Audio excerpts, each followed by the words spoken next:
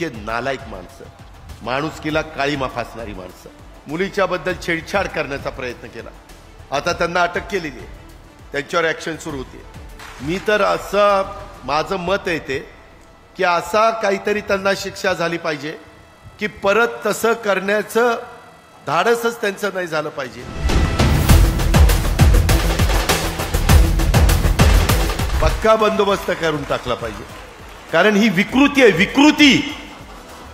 आम्ही महिलांना मान सन्मान प्रतिष्ठा प्राप्त करून देतोय. 24 तासाच्या आत हे निकाल लागले पाहिजे, त्यांना फाशी झाली पाहिजे, फाशीच झाली पाहिजे.